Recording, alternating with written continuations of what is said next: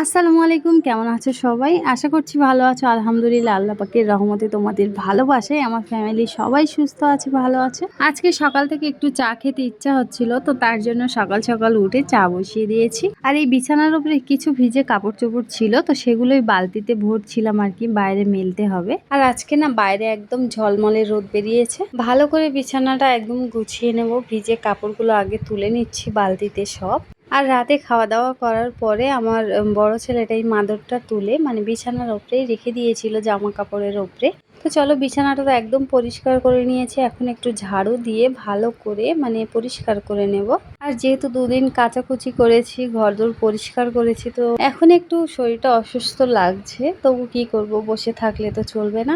প্রত্যেক দিনের মতো আজকেও সেভাবেই কাজকামগুলো গোছাচ্ছি। তো জানি না কত দূর কি হবে। তো চলো ভিডিওটা পুরো দেখো, তাহলে বুঝতে পারবে। আর সকাল থেকে দুটো ছেলেকে খাওয়ানো, ঘরবাড়ি গোছাচ্ছিলাম, তো আর ব্রাশটা করা হয়নি। তো এখন ব্রাশ নিয়ে নিয়েছি। তো গ্যাস ওভেনের কাছে কিছু ছোট ছোট কাজকাম ছিল, তো সেগুলোই করছিলাম। আর এই ডিশের মধ্যে যেখানে যা এঁটো কাঁটা ছিল, হাঁড়ি বাসন বাটি সব কিছুই ওই ডিশের মধ্যেই ভরে নিয়েছি। তো যেহেতু চাটা ফুটছে, তো একটু আস্তে করে দিয়েছি।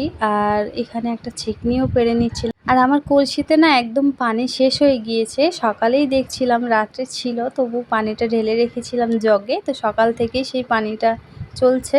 তো এখন একদম শেষ হয়ে গেছে। জগে একটুখানি পানি আছে কোনো রকম চলার মতো। তো অনেক জোরেই খিদে লেগেছিল, তো তার জন্য আর কি কলে গেলাম না, হাঁড়ি বাসন ধুইলাম না। তার আগে খাওয়া দাওয়া করে নিই, তারপরে এগুলো ধুইতে হবে, পানিও আনতে হবে। তো চলো চাটা এখন ঢেলে নিচ্ছি। আর চায়ের কালারটা কত সুন্দর একটা কালার এসছে দেখো। দুধের চার কালারটা সত্যি কথা বলতে আমার খুব ভালো লাগে। আর এখন দুধের চা খেয়ে খেয়ে এমন একটা সেটিং হয়ে গেছে যে দুধের চা ছাড়া আর একটা চা পাতি দিয়ে কি চা হয়, র চা না লাল চা বলে, তো যাই হোক, ওটা আর একদমই খেতে ইচ্ছা করে না। তবে চাটা অত খাই না, একদম কম খাই, মাঝে সাঝে। আমি চা খাচ্ছিলাম আর আমার ছোট ছেলেটা চলে এসছে এর মধ্যে। তো আমি একটু খেয়েছি আর একটু ও খাচ্ছে বসে বসে। আর দাদির বাড়িতে এসে ওই গল্পই করছিল, দাদু কি বলেছে, দাদিমা কি বলেছে, ওগুলোই গল্প করছিল আমার সাথে। আর আসার সময় ওর হাতে মাছও দিয়ে পাঠিয়েছে রান্না করার জন্য। তো ওই মাছটা নিয়ে ফ্রিজে রেখে দিয়েছি। তো কালকের ব্লগে হয়তো তোমরা দেখতে পাবে। ভাবছি আজকে আর রাঁধবো না, কালকে রান্না করব মাছটা। তো আজকে সয়াবিন রাঁধবো ভেবেছি। তো সয়াবিনটা ভিজিয়েও রেখেছি, তো সেই হিসাবে মাছটা আর রান্না করবো না আজকে। তো আমার ছেলের সাথে কথা বলতে বলতে আমি বিছানাটা গুছিয়ে নিয়েছি। আর যে ভিজে কাপড়গুলো বালতির মধ্যে মানে ভরে রেখেছিলাম, তো সেগুলোই মেলতে এসেছি। আর বাইরে কত সুন্দর একটা রোদ বেরিয়েছে। আর এখন যেহেতু ঠান্ডা ঠান্ডা পড়ছে হালকা একদম, তো সকালবেলা সকালের রোদটা অনেকটাই ভালো লাগে গায়ে লাগলে। রাতে না সব এই কাপড়গুলো ভিজে ছিল, তাই আমি সব কাপড়গুলো তুলে মানে বিছানার ওপরেই রেখে দিয়েছিলাম, মাদুরের ওপরে। তো সকালবেলা ভেবেছিলাম যে মেলে দিয়ে দেব, তো সকালে শুকিয়ে যাবে, রাতে আর কাপড়গুলো বাইরে রাখবো না, তাই আর কি তুলে নিয়েছি। এক এক করে সব কাপড়গুলো প্রায় মেলে দেওয়া হয়ে গেছে। আর আমার ছোট ছেলেটা ও খেলা করতে গিয়েছে বাইরে, আর আমি এদিকে কাজকামগুলো করছিলাম।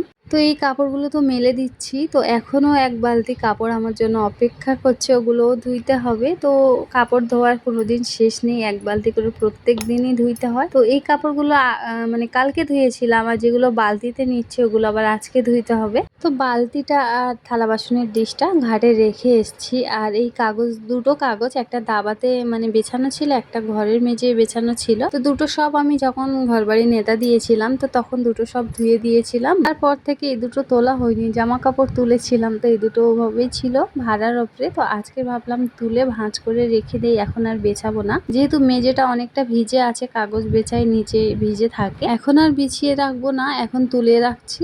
আর যখন ভালো মতো শুকিয়ে যাবে, তখন না হয় কাগজ দুটো আবারও যেখানে যেখানে ছিল আবারও সেরকম ভাবে না হয় বিছিয়ে রাখা যাবে। তো সেই হিসাবে কাগজ দুটো এখন ভাঁজ করে নিচ্ছি ভালো করে। আর যেহেতু বড় কাগজ, ভাঁজ করে না রাখলে না রাখার জায়গা নেই অতটা, আর বিছিয়ে রাখলে অতটা সমস্যা হয় না, তবুও একটু ভালো করে শুকানোর জন্যই রাখা। তো চলো, ভালো করে কাগজ তো ভাঁজ করে নিয়েছি, দুটো সব রেখে দিয়েছি। আর এখন আমি যাচ্ছি মুরগিগুলো বার করতে। সকাল থেকে মুরগি এখনো বার করা হয়নি। তো ওদের ছেড়ে না দিতে দিতে ওদের অবস্থা দেখো, পায়ের মধ্যে একদম গুলুগুলি করছে, এতটা জোরে খিদে পেয়েছে ওদের। আর বেলা হয়েছে অনেকটা, একদম খেয়াল ছিল না। তো ওদের বার করে খাওয়া দিয়ে দিয়েছি। এত কষ্ট করে ঘরবাড়িগুলো গুছিয়ে রাখার পরেও এইভাবেই নষ্ট করে, কি বলবো আর, চলো কিছুই বলার নেই। ক্যাঁতার ওপরে ভাঁজ করা ক্যাঁতা রেখে ওর ওপরে শুয়েছে, দুই ধারে দুটো বালিশও রেখেছে। এত কষ্ট পরিশ্রম সব বেকার করে দিল আমার ছেলে। সকাল থেকে উঠে কত কষ্ট করে ঘরবাড়িগুলো গুছিয়েছি। আজকে যেহেতু অনেকটা শরীরটা খারাপ লাগছিল, তারপরেও সব কাজগুলো করছি। আর চলে এসেছি এখানে, সেই বালতির কাপড় চোপড়গুলো সব ধুয়েছি, হাঁড়ি বাসনগুলো সব ধুয়ে নিয়েছি। আর ওই কাপড়গুলো বাইরে তো সব ভাড়া একদম বুকিং হয়ে গেছে, তো ভাবলাম যে ছাদের ওপরে মেলে দিই, একটু পরেই এসে তুলে নেব। তাই আর কি ওপরে এসে কাপড়গুলো সব মেলছি। তো একটা একটা করে সব কাপড়ই মেলে দেবো। তো দেখো ছাদের ওপরে যে ঘরটা হচ্ছে, ওর ভিতরেও গাছ ঢুকে আসছে। গাছের ডালগুলো মানে এত বড় হয়ে যাচ্ছে ডালগুলো। এর আগে কি করতাম জানো, কিছু যদি পাড়ার হতো, আম গাছ বা কাঁঠাল গাছ এগুলোই আছে, এই পাতা ডালগুলো দেখা যাচ্ছে। তো আগে কিছু পাড়ার হলে যেরকম আম পাড়তাম, তো আঁকুশি করে পাড়তে হতো। এখন আর আঁকুশি করতে হবে না, এখন হাত বাড়ালেই হাতের কাছে চলে আসে। সময় তো কোনোদিন থেমে থাকে না, তাই ওরাও থেমে নেই, ওদের মতো ওরাও পেরেই চলেছে। আর ছাদের উপরে যেহেতু অত কেউ ওঠে না, তো ছাদটা সেই হিসেবে একদম অগোছালো হয়ে আছে, ঝাঁটও দেওয়া নেই, পরিষ্কার নেই, একদম নোংরা হয়ে আছে। যেহেতু ছাদের উপরে গাছ, তো পাতা পড়ে বেশি ময়লা হয়, যখন তখন পাতা একদম ভরে যায়। তোমাদের সাথে কথা বলতে বলতে একদম জামা কাপড়গুলো তো পুরো মানে মেলে দেওয়া হয়ে গেছে।